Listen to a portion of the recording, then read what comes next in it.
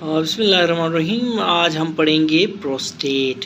ठीक है ना। प्रोस्टेट जो है, देखें ये एक ग्लैंड होता है, ठीक है ना। और ये सिर्फ और सिर्फ कहाँ होता है, ये मेल्स में होता है। प्रोस्टेट नॉर्मली इसका वेट जो होता है अराउंड 18 से 20 ग्राम्स के आसपास होता है। किलोग्राम्स नहीं, ग्राम्स के आसपास होता है, ठीक है ना। अब ये प्रेजेंट कहाँ होता है, it is present at the commencement of the urethra. ठीक है, जैसे ही जहाँ से ब्लैडर से यूरिथ्रा निकलता है ना, उस जगह में साथ ही ये प्रोस्टेट लगा होता है। मिसाल के तौर पे ये देखें, अगर ये आपको किडनी में दिखाऊं, ये यूरेटर्स आ गया है, नीचे ब्लैडर, यूरिनरी ब्लैडर आ गया, ठीक है। और जैसे ही यहाँ से यूरिथ्रा निकलता है ना, यूरिथ्रा, उसी जगह में ये जो कलर है, ये रेड कलर का, ये आपको ये प्रोस्टेट नज़र आएगा, ठीक है। ये इसकी प्रॉपर लोकेशन होती है, ठीक है ना। तो यहाँ से फिर ये प्रोस्टेट यहाँ से सिक्रीशंस भी करता है, और जैसे यहाँ से यूरिन आता है ना, ठीक है, इसी तरह इसी यूरिथ्रा से सिक्रीशंस। फॉर एग्जांपल अगर पेशेंट इजैकुलेट करे, ठीक है ना, पेशेंट इजैकुलेट करे तो यहाँ से प्रोस्टेटिक सीमेन के साथ साथ प्रोस्टेटिक सिक्रीशंस भी निकल आती हैं थ्रू यूरिथ्रा, ठीक है। ठीक है ना। तो इस डायग्राम में देखें, ये ब्लैडर है, ये ब्लैडर वॉल है, ये पूरे का पूरा ब्लैडर है, ठीक है। ब्लैडर से ये देखें, यहाँ से यूरिथ्रा निकल रहा है, यहाँ से ये देखें, यहाँ से यूरिथ्रा निकल रहा है। ये जो है, ये पेल्विक डायफ्राम है, और ये जो बीच में ये सारे का सारा है, ये हमारा प्रोस्टेट है। ये प्रोस्टेट की बेस है, और ये प्रोस्टेट का एपेक्स है, यहाँ से यूरिथ्रा गुजर रहा है, ठीक है ना। ठीक है।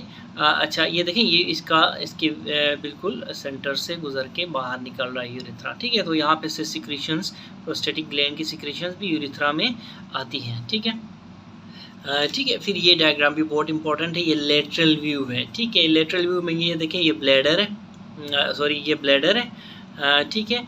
और यहाँ से नीचे यूरिथ्रा निकल रहा है, यूरिथ्रा निकल रहा है, और ये यूरिथ्रा की कमेंसमेंट पे ही हमारा प्रोस्टेट पड़ा हुआ है। ये लेटरल व्यू है, ठीक है। वॉस डिफरेंस देखें, इसमें पेनिस देखें, रेक्टम देखें, पीछे इसके ये एंटीरियर साइड, ये पोस्टीरियर साइड। इसी तरह जब आप पर रेक्टल एग्ज़ाम करते हैं ना, prostate anterior wall of rectum के थ्रू हम फील करते हैं प्रोस्टेट को, ठीक है। तो ये बहुत इंपॉर्टेंट है, lateral view, anterior wall of the prostate के थ्रू फिंगर से हम ऐसे पल्पेट करते हैं प्रोस्टेट को, ठीक है, anterior wall of the rectum के थ्रू, ठीक है।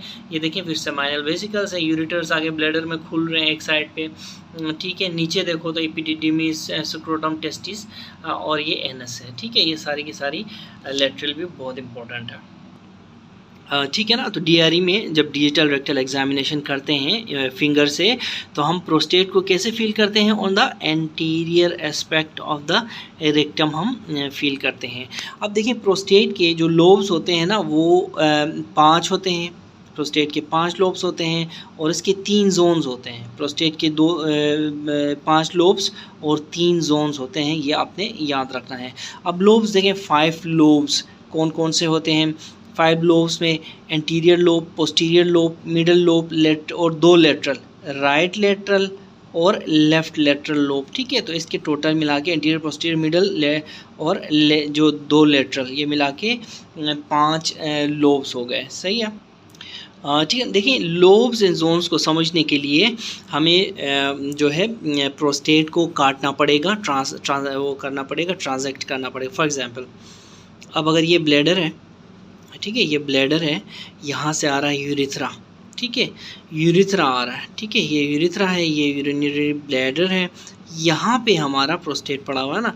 तो हम इस प्रोस्टेट के जोन्स और लोब्स को समझने के लिए प्रोस्टेट को हम क्या करेंगे, प्रोस्टेट को हम एक बार ए से ट्रांजैक्शन करेंगे, ठीक है, और एक बार इसको ए से सेक्शन लेंगे, ठीक है, हॉरिजॉन्टल सेक्शन और वर्टिकल सेक्शन करेंगे, ठीक है, ठीक है ना। तो ये देखें, ये यहाँ पे हमने क्या किया है, यहाँ पे हमने इसको हॉरिजॉन्टल सेक्शन में काटा है प्रोस्टेट को, बिल्कुल हमने ऐसे काट के, हम पेशेंट के सर पे खड़े होके प्रोस्टेट को देख रहे हैं ऐसे ऊपर से, ठीक है, ऐसे ऊपर से देख रहे हैं, ठीक है ना।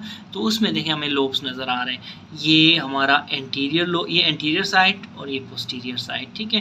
तो ये हमारा एंटीरियर लोब है, ये हमारा मिडल लोब है, ये हमारा पोस्टीरियर लोब है, और ये देखें राइट लेटरल लोब, ये पूरे का पूरा इंडिगो कलर का, ये देखें, और ये लेफ़्ट लेटरल लोब है, ठीक है। तो ये 5 लोब्स आ गए हमारे पास हॉरिजॉन्टली काटने से। वर्टिकल काटने से ये देखें वर्टिकल, ठीक है, वर्टिकल काटने से हमें सारे लोब्स नज़र नहीं आते।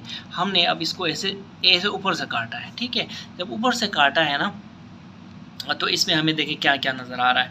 इसमें हमें एक सेंट्रल जो है लोब नज़र आ रहा है, ठीक है।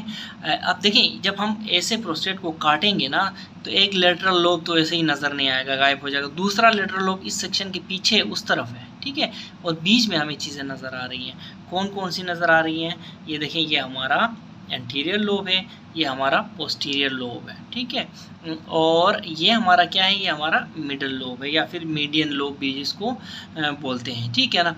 अब देखें यहाँ से ऊपर से क्या आ रहा है? यूरिथ्रा आ रहा है, ठीक है, ये सेजिटल सेक्शन है असल में, ठीक है। फिर इजैकुलेटरी डक्ट भी यहाँ से आके यूरिथ्रा में खुल रही है प्रोस्टेट के अंदर ही, ऐसा ही है। तो ये दोनों डायग्राम्स आपने याद रखने हैं। इसमें हमने हॉरिजॉन्टली काट के पेशेंट के सर पे खड़े होकर हमने देखा है, इसमें वर्टिकली काट के पेशेंट के बिल्कुल सजिटली हमने काटा है और साइड से देख रहे हैं इसको, ठीक है। जब डेफिनेटली एक साइड ऐसे काटा है हमने तो एक साइड तो उठ गई है और बाकी लोब्स हमें नज़र आ रहे हैं, ठीक है, ठीक है ना। तो इसी तरह अब हमने देखने हैं जोन्स क्या है प्रोस्टेट के। देखें प्रोस्टेट के जोन्स को समझने के लिए अगर मैं एक इस तरह का एक प्रोस्टेट बना दूं, ठीक है ना, और इसको मैं काटूं हॉरिजॉन्टली, ठीक है, हॉरिजॉन्टल सेक्शन करूं इसका, तो ये देखें यहाँ पे इसका एंटीरियर नज़र आएगा, एंटीरियर लोब नज़र आएगा, ठीक है, यहाँ पे इसका मिडल लोब नज़र आएगा, ठीक है, और यहाँ पे इसका क्या नज़र आएगा? पोस्टीरियर लोब नज़र आएगा, ठीक है, और ये हमारे पास लेटरल लोब है, ये भी लेटरल लोब, ये भी लेटरल लोब। अब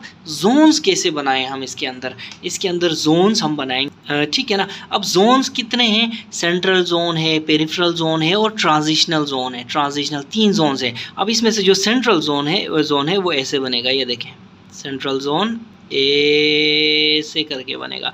इसमें अगर आप देखो तो इसमें कुछ हिस्सा इसमें मिडल लोब पूरा है, ठीक है, एंटीरियर लोब का भी कुछ पार्ट है इसमें सेंट्रल जोन में और पोस्टीरियर लोब का भी कुछ पार्ट है। तो ये हो गया हमारा क्या हुआ?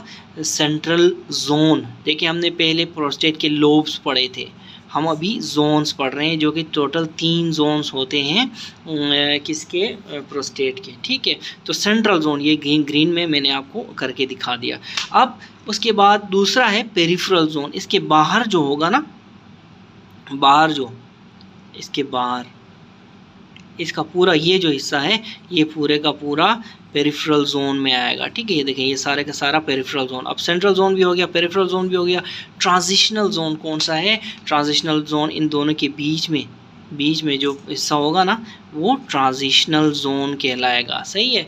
उसको हम क्या कहते हैं? टीजी, ठीक है, ठीक है। इसी को अगर हम लेटरल व्यू से देखें, ठीक है, ब्लैडर है, यूरिथ्रा है, यहाँ पे प्रोस्टेट है, ये सारे का सारा।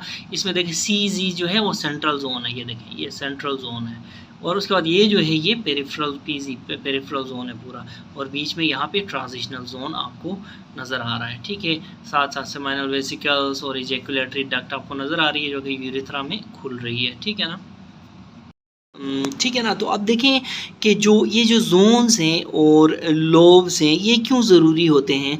ये देखें ये हमें इसलिए ज़रूरी होते हैं कि कुछ disease for example benign prostatic hyperplasia और फिर प्रोस्टेट का जो कार्सिनोमा है, कैंसर है, वो इन जोन्स में से ख़ास जगहों में, ख़ास जोन्स में होते हैं। मिसाल के तौर पे जो बिनाइन प्रोस्टेटिक हाइपरप्लेजिया है वो ट्रांजिशनल जोन में होता है, ठीक है ना। Benign prostatic hyperplasia transitional zone में होता है और मिडल जोन में होता है। ये 2 जोन्स में, इन जगहों में मिडल जोन और ट्रांजिशनल जोन में बिनाइन प्रोस्टेटिक हाइपरप्लेजिया होता है। आपको नोट किया होगा कि मिडल जोन के थ्रू ही हमारा यूरिथ्रा गुजरता है, ठीक है। और इसीलिए जब बिनाइन प्रोस्टेटिक हाइपरप्लेजिया होती है किसी पेशेंट को तो इनिशियल कंप्लेंट्स की ब्लैडर आउटलेट ऑब्स्ट्रक्शन वाली सिम्टम्स आ जाती हैं, ठीक है ना, ड्रिबलिंग वगैरह, ठीक है। इसी तरह जो कार्सिनोमा है प्रोस्टेट का वो पेरिफेरल जोन में होता है, जोन इसका पेरिफेरल है और लोब इसका पोस्टीरियर है। याद रखें ये बहुत इंपॉर्टेंट MCQ हर जगह में आता जाता रहता है। बिनाइन प्रोस्टेटिक हाइपरप्लेजिया में जोन जो है वो ट्रांजिशनल जोन है, ठीक है, जोन ट्रांजिशनल जोन है। लोब जो है इसमें मिडल लोब है, ठीक है। जबकि कार्सिनोमा में अगर आपसे कोई पूछे कि carcinoma of the prostate most commonly occurs in which zone, तो उसका आंसर है पेरिफेरल जोन।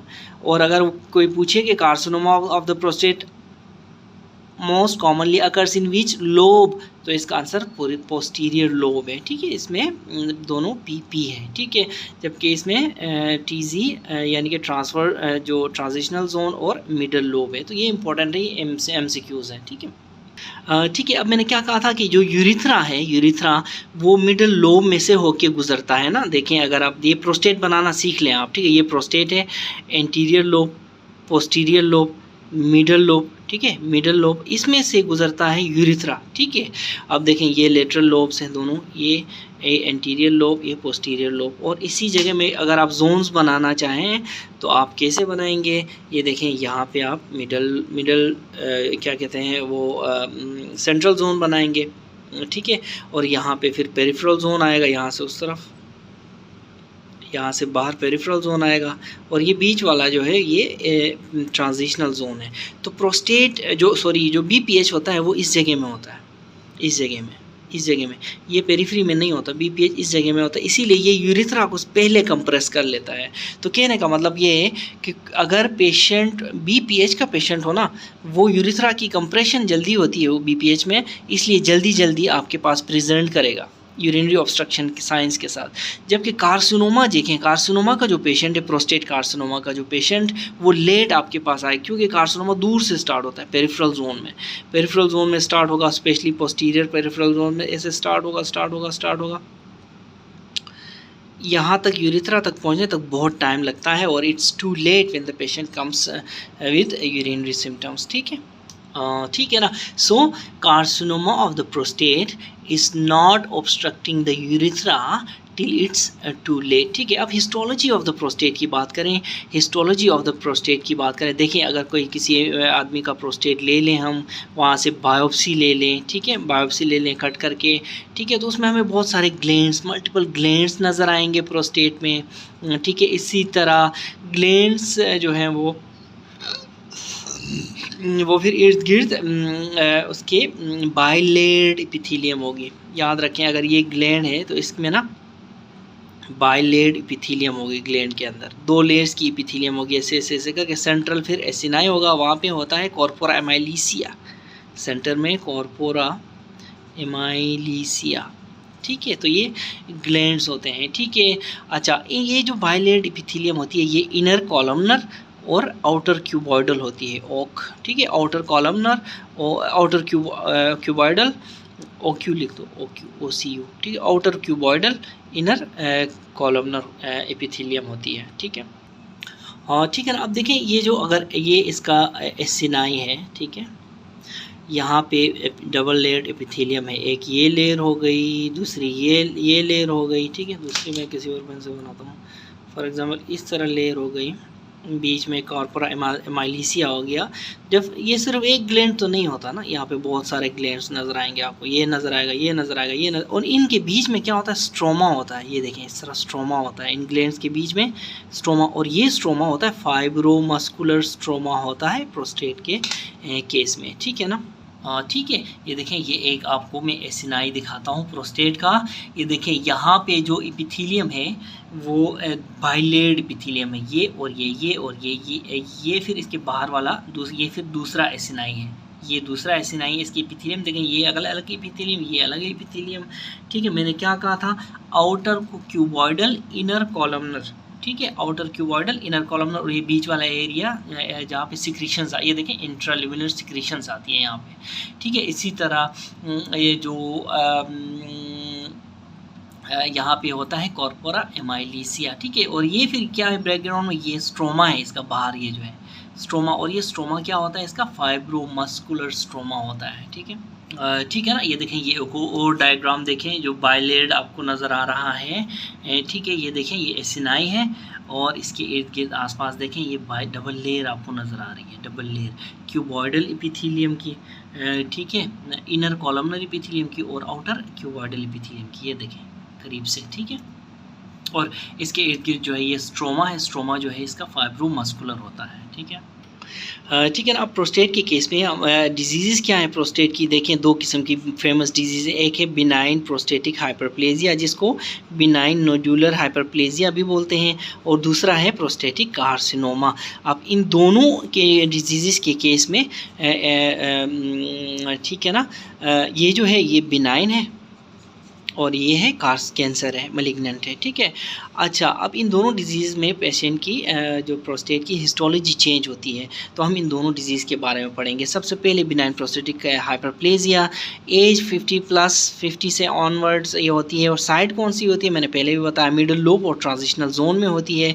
इशियोलॉजी क्या होती है बिनाइन प्रोस्टेटिक हाइपरप्लेजिया की, देखें बिनाइन प्रोस्टेटिक हाइपरप्लेजिया की इशियोलॉजी मैं आपको बताता हूँ। देखें टेस्टिस है ना, टेस्टिस से जो एंड्रोजन्स हैं, एंड्रोजन्स सिक्रेट होते हैं, जिनके लेडिक सेल्स जो सिक्रेट करते हैं वो ब्लड में आते हैं। ठीक है, ब्लड में आते हैं एंड्रोजन यानी टेस्टोस्टेरोन ब्लड में, ब्लड से फिर कहाँ आता है ये टेस्टोस्टेरोन, ब्लड से आता है हमारे प्रोस्टेट में। अब प्रोस्टेट में आपको मैंने बताया था कि जो स्ट्रोमा है और एपिथेलियल सेल्स हैं। ठीक है, तो ये देखें फॉर एग्जांपल ये सारे का सारा एपिथेलियल सेल है। ठीक है, ठीक है, और ये जो है ये हमारा एपिथेलियल सेल है। ठीक है, ये सारा का सारा मैंने आपको एक एपिथेलियल सेल बना के दिया है और एक स्ट्रोमल सेल, ये स्ट्रोमल सेल है। ठीक है, और ये एपिथेलियल सेल है। ये टेस्टोस्टेरोन आता है स्ट्रोमल सेल्स में। स्ट्रोमल सेल्स में जब आता है ना, स्ट्रोमल सेल्स में आता है ये टेस्टोस्टेरोन इंटर होता है, वहाँ अंदर होता है 5 अल्फा रिडक्टेज टाइप 2। याद रखो टाइप 1 नहीं होता, टाइप 1 जो होता है ना वो लीवर में होता है। ठीक है, टाइप 1 लीवर और स्किन में टाइप 1 होता है। 5 अल्फा रिडक्टेज टाइप 2 जो होता है वो प्रोस्टेट में होता है, प्रोस्टेट के स्ट्रोमल सेल्स में। याद रखो ये प्रोस्टेट के एपिथेलियल सेल्स में नहीं होता 5 अल्फा रिडक्टेज, ये मैंने लिखा हुआ है 5 alpha reductase far is not present in epithelial cells. ठीक है, अब जब ये एपिथेलियल सेल्स में ये टेस्टोस्टेरोन टेस्टिस से ब्लड से होते हुए आता है तो क्या होता है, टेस्टोस्टेरोन को 5 अल्फा रिडक्टेज डाइहाइड्रोटेस्टोस्टेरोन में कन्वर्ट कर देता है।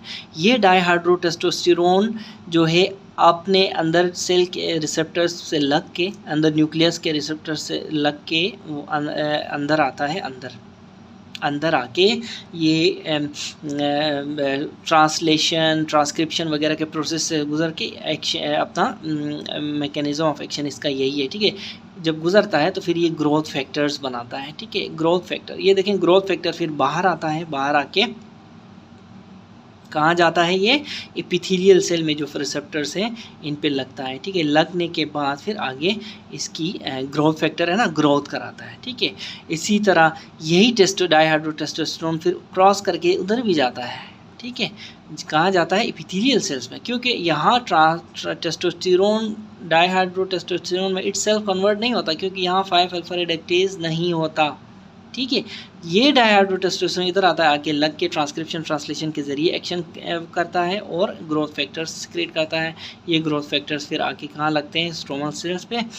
ठीक है, इस पे लगते हैं और इसकी प्रोलिफरेशन, ग्रोथ फैक्टर है ना तो प्रोलिफरेट कराता है। इसी तरह फिर आहिस्ता आहिस्ता आहिस्ता प्रोस्टेट इनलार्ज होता है और BPH की कंडीशन बन जाती है। ठीक है, तो ये डायग्राम बहुत इंपॉर्टेंट है। ठीक है, ठीक है ना, याद रखें एक बात कि 5 अल्फा रिडक्टेज टाइप 2 जो होता है वो स्ट्रोमल सेल्स में होता है प्रोस्टेट के, और जो टाइप 1 होता है 41, ठीक है, ये होता है लीवर में और स्किन में। ठीक है, ये दोनों का एक ही काम है। ठीक है, both convert testosterone to dihydrotestosterone. इसलिए जो लीवर और स्किन में भी जो टेस्टोस्टेरोन टेस्टिस से जाता है ना, उसको लीवर और स्किन में डाइहाइड्रोटेस्टोस्टेरोन में कन्वर्ट किया जाता है। ये वहाँ से भी आके प्रोस्टेट में आके प्रोस्टेट की हाइपरप्लेजिया कराता है। ठीक है ना, ठीक है ना। तो अगर आप इस तरह के BPH के पेशेंट को BPH के पेशेंट की हिस्टोलॉजी करें, हिस्टोपैथोलॉजी के लिए स्लाइड लें, तो आपको नज़र आएगा कि उसमें आपके जो ग्लैंडुलर जो टिश्यू है वो भी इनलार्ज होता है, फाइब्रस टिश्यू भी इनलार्ज होता है और मस्कुलर टिश्यू भी। हमने कहा था ना कि स्ट्रोमा जो है फाइब्रोमस्कुलर है। ठीक है, तो ये इनलार्ज होते हैं।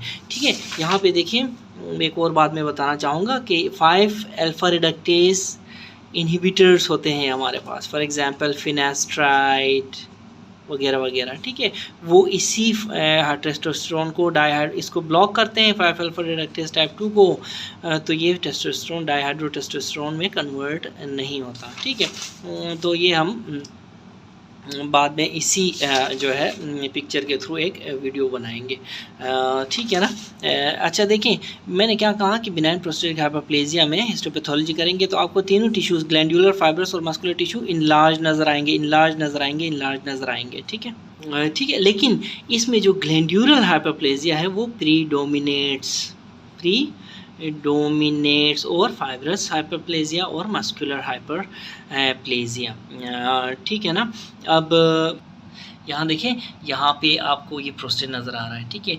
सबसे पहले अंदर एसिनाई में देखें, एसिनाई में आप देखें कि आपको प्रोलिफरेटेड आपको एपिथेलियल जो है लेयर्स नज़र आएंगी और बाहर फाइब्रोमस्कुलर स्ट्रोमा भी काफ़ी ज़्यादा आपको नज़र आएगा। आप इस पिक्चर को कंपेयर करें जो मैंने पहले पिक्चर दिखाई थी उसके साथ, ठीक है।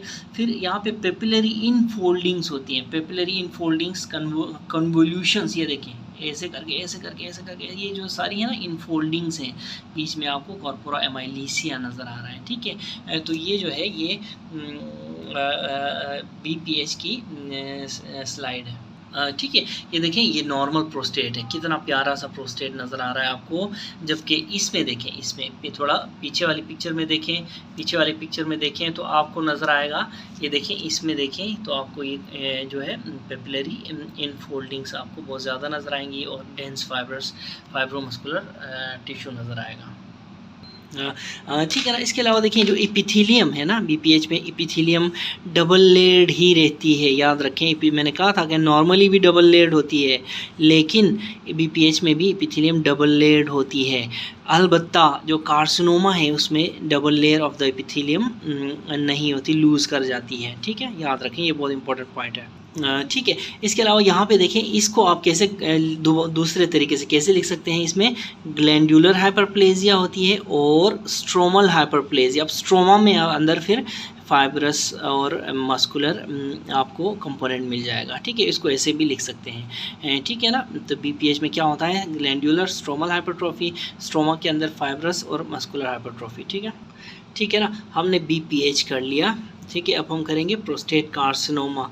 प्रोस्टेट कार्सिनोमा का हम पहले इंट्रो बताएंगे, फिर साइट बताएंगे, ये कहाँ होता है प्रोस्टेट के अंदर, उसकी कॉज बताएंगे, ग्रॉस इसके फीचर्स बताएंगे, माइक्रोस्कोपिक फीचर्स बताएंगे, स्प्रेड इसका बताएंगे और ट्यूमर मार्कर्स बताएंगे, स्टेजिंग एंड ग्रेडिंग बताएंगे, ठीक है ना। तो सबसे पहले इसका इंट्रो देखिए।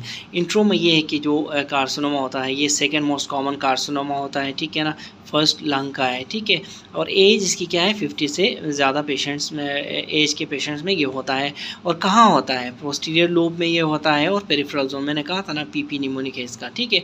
माइक्रोस्कोपी में देखें बैक टू बैक एसिनाई नज़र आएंगे इसमें, ठीक है, बैक टू बैक एसिनाई और लॉस ऑफ कन्वुलेशंस, वो जो हो रहे थे ऐसे ऐसे करके कन्वुलेशंस, वो यहाँ पे लॉस हो जाते हैं कार्सिनोमा में, ठीक है। और लॉस ऑफ स्ट्रोमा भी लॉस होगा, ठीक है।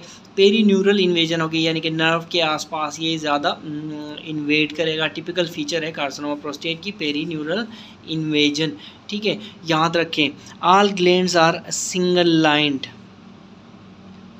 All the glands are single lined in prostate carcinoma. मैंने कहा था ना कि वैसे तो प्रोस्टेट में डबल एपिथेलियम होती है, लेकिन जो है इसमें सिंगल लाइन्ड एपिथेलियम नज़र आएगी आपको, ठीक है ना। ये देखें, ये भी जो है प्रोस्टेटिक कार्सिनोमा की स्लाइड है, ठीक है। इस स्लाइड में करीब से आप देखें तो ये लॉस ऑफ कन्वुलेशंस आपको बिल्कुल स्ट्रेट हो गई हैं, बिल्कुल स्ट्रेट हो। आप थोड़ा पीछे जाके मेरा वो वीडियो देखें, उसमें BPH में हमने देखा था कन्वुलेशंस थी, जबकि इसमें कन्वुलेशंस नहीं है, back to back micro acini है। ये देखिए, एक के पीछे एक, एक के पीछे एक, एक के पीछे एक, दूसरा तीसरा चौथा पांचवा, देखें बैक टू बैक। और loss of fibrous, loss of fibromuscular sling भी आपको यहाँ पे नज़र, बहुत कम आपको फाइब्रस टिश्यू नज़र आएगा, ठीक है। और पेरीन्यूरल इन्वेजन होती है इसमें, न्यूरल इन्वेजन आपको देखें कोई भी नर्व के आसपास ये जमा हो जाता है, ये एसिनाई, ठीक है, जो प्रोस्टेट कैंसर सेल्स, ठीक है ना। ये देखें, ये दोनों डायग्राम्स आप वो कंपेयर करें एक दूसरे के साथ।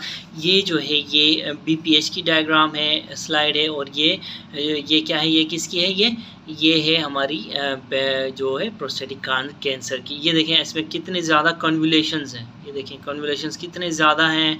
अच्छा, इंतहाई ज़्यादा आपको फाइब्रोमस्कुलर टिश्यू नज़र आएगा। इसको ना कन्वुलेशंस को पेपिलरी इनफोल्डिंग्स भी बोलते हैं, ठीक है, इनको पेपिलरी इनफोल्डिंग्स भी कहते हैं। बीच में देखो ज़्यादा कॉर्पोरा एमाइलिस एपिथेलिया है, ठीक है। डबल लेयर्ड एपिथेलियम आपको नज़र आएगी, ये देखें, ये आपको डबल लेयर्ड एपिथेलियम, ये देखें, ये एक न्यूक्लियाई नज़र आ रहे हैं एक लाइन पे, और ये देखें ये दूसरे न्यूक्लियाई है नीचे वाले, ठीक है। तो इनर कौन से होते हैं इनसाइड ये इनर कॉलमनर होते हैं और आउटर क्यूबॉइडल, ठीक है। डेफिनेटली इधर देखें ये अंदर कॉलमनर सेल्स नज़र आ रहे हैं, बाहर वाले क्यूबॉइडल हैं, ठीक है। अच्छा, ये हो गया। इसी तरह अब देखें इसमें बैक टू बैक एसिनाई आपको नज़र आएंगे, आपको बिल्कुल कॉन्वुलेशंस नज़र ही आएंगी, ये कॉन्वुलेशंस आपको इस कैंसर वाले केस में नज़र नहीं आएंगी, ठीक है। और इसमें फाइब्रोमस्कुलर टिश्यू भी देखें कितना कम है, इसमें बहुत कम फाइब्रोमस्कुलर टिश्यू नज़र आ रहा है आपको, ठीक है। और बस ये आपने दोनों पिक्चर्स जहन में रखनी है, ठीक है।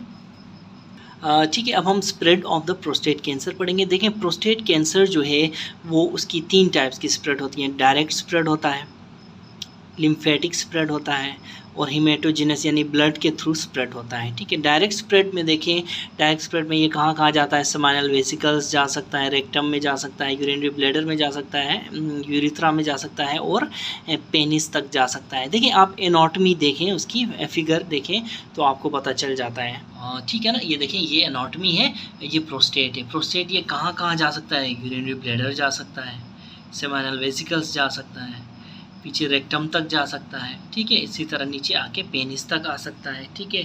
और इस ये कहाँ जा सकता है, डेफिनेटली यूरिथ्रा को इन्वॉल्व कर सकता है, ठीक है। तो ये सारी चीज़ें इसकी डायरेक्ट स्प्रेड में आती हैं, सही है ना, ठीक है। फिर लिम्फेटिक स्प्रेड की बात की जाए तो इंटरनल, याद रखें आप, प्रोस्टेटिक जो आर्टीरियल सप्लाई है वो इंटरनल इलियक से आती है, तो लिम्फ नोड्स भी उधर ही इनके रिसीव करते हैं। तो लिम्फेटिक स्प्रेड में ये सैक्रल, इंटरनल इलियक और पैराओटिक तक जा सकता है। इंटरनल इलियक आपने याद रखना है। इसी तरह जो हिमेटोजेनस स्प्रेड है, हिमेटोजेनस स्प्रेड जो है वो स्पाइन में जाता है, याद रखें, ये स्पाइन में जाता है। और ये देखिए, मैं आपको बताऊं, नॉर्मली जो प्रोस्टेट का मैंने आपको बताया था ना कि प्रोस्टेट का जो कैंसर होता है वो सेंट्रल जोन में भी नहीं होता, एंटीरियर में भी नहीं होता, पोस्टीरियर लोब और पेरिफेरल जोन में होता है ये, ठीक है, इधर ये होता है, ठीक है। जबकि यूरिथ्रा इधर होता है। प्रोस्टेट कैंसर का पेशेंट कभी भी आपके पास यूरिनरी सिम्टम्स की लेके नहीं आएगा। प्रोस्टेट कैंसर जब का पेशेंट उस वक्त आएगा, ये ओल्ड एज मेल होगा, ठीक है। जब ये कार्सिनोमा स्प्रेड करेगा ना, जो बोन्स तक स्प्रेड करेगा, मेटास्टेसिस लेके आपके पास आएगा प्रोस्टेट का पेशेंट, याद रखें, ठीक है। फॉर एग्जांपल, अगर ये स्पाइन है, स्पाइन मोस्ट कॉमनली ये स्पाइन में जाता है, सबसे ज़्यादा स्पाइन में जाता है ये, और स्पाइन में बैक एक लेके आएगा। पेशेंट क्या आएगा कि मेरी कमर में दर्द है, हालांकि वो सीवियर बैक पेन के साथ आता होता है, लेकिन उसका मेन कॉज प्रोस्टेट में लाई करता है। तो ये आपने याद रखना है, ठीक है। तो इसी तरह फिर और कहाँ जाता है, पेल्विक बोन्स में जाता है, ये रिब्स तक भी जा सकता है, ठीक है, रिब्स तक जा सकता है, स्टर्नम को इन्वॉल्व कर सकता है ये। इसी तरह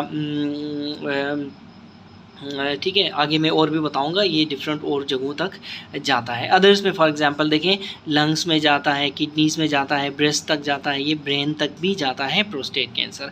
अब अगर ट्यूमर मार्कर्स की बात करें तो हमारे पास इसके 2 ट्यूमर मार्कर्स हैं प्रोस्टेट कैंसर के, प्रोस्टेटिक एसिड फॉस्फेटेसिस और प्रोस्टेट स्पेसिफिक एंटीजन, ठीक है ना। देखिए, एक होता है एसिड फॉस्फेटेज, एक होता है alkaline phosphatase. Alkaline phosphatase tumour marker है सेमिनोमा ऑफ द टेस्टिस का, एसिड फॉस्फेटेज ट्यूमर मार्कर है प्रोस्टेट का, याद रखना है आपने, ठीक है। ठीक है, आप देखें कि जो प्रोस्टेट स्पेसिफिक एंटीजन है इसके नॉर्मल लेवल्स क्या है। देखें, normally prostate specific antigen increase होता है, कार्सिनोमा में भी प्रोस्टेट स्पेसिफिक एंटीजन इंक्रीज़ होता है, BPH में भी। नॉर्मली ये बॉडी में होता है, एक ख़ास लेवल तक ये बॉडी में होता है, ये जो है प्रोस्टेट स्पेसिफिक एंटीजन, ठीक है। एक ख़ास रेंज होती है, उससे ज़्यादा हो तो हम सस्पेक्ट करते हैं कि इस पेशेंट को कहीं प्रोस्टेटिक कार्सिनोमा तो नहीं है, ठीक है। ये देखिए, यहाँ पे ये एज है और ये अपर नॉर्मल वैल्यू है प्रोस्टेट स्पेसिफिक एंटीजन की। 40 से 50 साल तक, 49 साल तक 2.5 Ng/ml ये होना चाहिए। 50 से 59 साल, एक साल कम करो, ठीक है। 40 से शुरू करो या 1 साल कम करो, उसका मतलब ये कि 40 से 50 करो, 10-10 साल के बाद, लेकिन 1 साल कम 49, चाहे फिर 50 से 60 करो, 60 से 1 साल कम 59, फिर 60 से आगे करो 70, 70 से 1 साल कम, इस तरह। तो 2.5 से 2.5 Ng/ml होता है 40 से 50 साल के बच्चों में और पेशेंट्स में। फिर 3.5 Ng होता है तकरीबन 70 साल तक। 70 साल के बाद ये 70 से 80 में 6.5 Ng/ml होता है, ठीक है।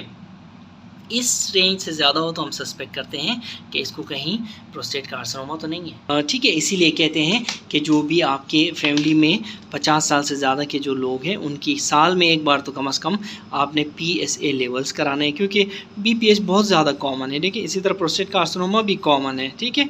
ताकि अगर साल में एक बार कम से कम करवाएंगे, जल्दी अगर early diagnosis and prompt treatment का आपको पता होगा, ठीक है। जल्दी डायग्नोसिस होगी, प्रॉम्प्ट ट्रीटमेंट होगी तो उसको उसकी जो है केयर भी अच्छी होगी पेशेंट की, ठीक है, ठीक है। अब स्टेजिंग की बात करें प्रोस्टेट कार्सिनोमा की, देखें इसमें स्टेजिंग होती है T1, T2, T3, ठीक है, M1, ठीक है। अब T1 के भी A भी है, T1A, T1B, T1C। इसी तरह T2 के T1, T2A, T2B, T2C। इसी तरह T3 के भी T3A, T3B, T3C और M1 डिस्टेंट मेटास्टेसिस हो तो M1 कहते हैं हम उसको। अब देखें T1A क्या है, याद रखें T1A B C जितने भी हैं ना ये नॉन पल्पेबल हैं, याद रखें नॉन पल्पेबल। एक और बात याद रखें।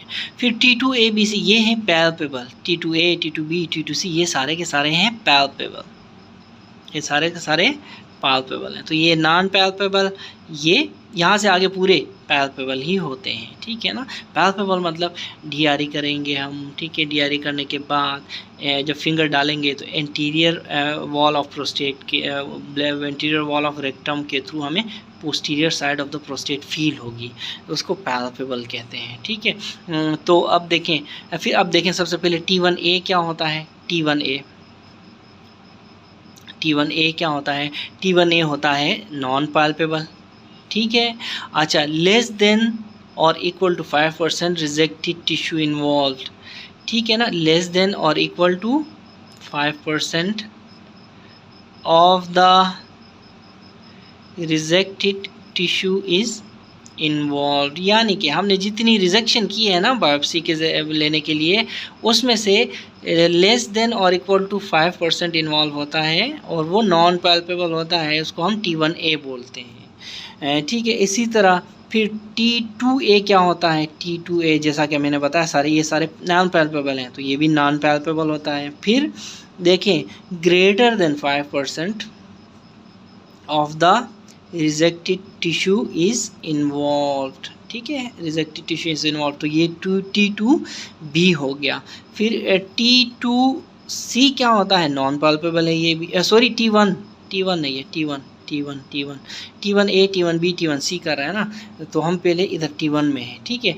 तो फिर क्या होता है, नॉन पल्पेबल होता है, ठीक है। और ये detected due to increased PSA हो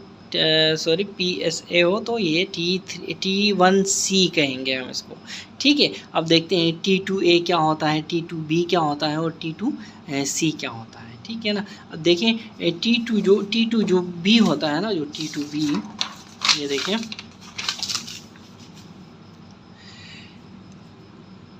T2 मैंने कहा था ना, T2A, T2B और T2C, ठीक है। अब T2A क्या होता है, पैल्पेबल होता है। ये मैंने कहा था ना कि T1 जो है, T1A भी नॉन पैल्पेबल है, B भी नॉन पैल्पेबल है, C भी नॉन पैल्पेबल है, जबकि यहाँ से आगे सारे पैल्पेबल हैं, ये याद रखें, ठीक है। अच्छा, अब T2A क्या होता है, T2A इज़ पैल्पेबल, ठीक है, P से, और less than 50% of one lobe. फिर T2B क्या होता है, palpable, greater than 50% of one lobe, ठीक है। इसी तरह T2C क्या होता है? T2C इसकी बात कर रहा हूँ। T2C होता है, T2C क्या होता है? पैल्पेबल और बायलैटरल, यानी बोथ लोब्स, ठीक है, बोथ लोब्स, ठीक है ना। अच्छा, ये हो गया, ठीक है। अच्छा, उसके बाद देखें कि फिर T3 हमने कहा था ना कि T1 ABC और T2 ABC और T3 ABC। तो T3A क्या होता है? T3A होता है, T3A डेफिनेटली पैल्पेबल। मैंने कहा था ना कि T1 से आगे सारे पैल्पेबल हैं, तो पैल्पेबल है, ठीक है। यूनिलैटरल एक्स्ट्रा कैप्सुलर इन्वॉल्वमेंट, ठीक है, unilateral UL extra capsular involvement, ठीक है, ये T3A है। अब T3B क्या है? पैल्पेबल तो है, आपको पता है। अच्छा, इसमें बायलैटरल एक्स्ट्रा कैप्सुलर इन्वॉल्वमेंट, देखें कितना आसान हो गया ये, ठीक है। इसी तरह T3C क्या है? T3C क्या है? T3C है, पैल्पेबल तो है ही है ये, ठीक है। और ट्यूमर अगर सेमाइनल वेसिकल्स में हो ना, सेमाइनल वेसिकल्स में, तो ये T3C कहलाता है, ठीक हो गया। उसके बाद M1, मैंने क्या कहा था? T1 है, T2 है, T3 है, फिर उसके बाद M1 आपको मैंने पहले ही बताया, डिस्टेंट मेटास्टेसिस होती है M1 में, ठीक है। ठीक है ना। अब हम पढ़ते हैं grading of the prostate cancer by Gleason score. Gleason score क्या होता है? देखिए, ग्लीसन स्कोर में 5 ग्रेड्स होते हैं, ठीक है। Grade 1, 2, 3, 4, 5। Grade 1 shows well differentiation, ठीक है ना, जबकि ग्रेड 5 शोज नो डिफ्रेंशिएशन। और ग्रेड 2, 3, 4 होते हैं, वो इन बिटवीन होते हैं, याद रखें, ठीक है। टोटल स्कोर इसमें 10 होता है और मिनिमम स्कोर इसमें 2 होता है, 2 से लेके 10 तक। ग्लीसन स्कोर 1 कभी भी नहीं मिलेगा आपको, ग्लीसन से 2 या 2 से 10 तक बीच में दिखाई देगा, ठीक है।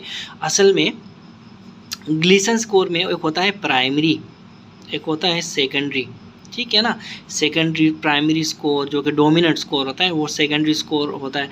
इन दोनों को हमने ऐड करना होता है। अगर प्राइमरी 1 भी हो, सेकेंडरी 1 भी हो, तो कम से कम दोनों को ऐड करके 2, तो कम से कम स्कोर इसीलिए 2 होता है, ठीक है। मैक्सिमम स्कोर इसमें 10 आता है।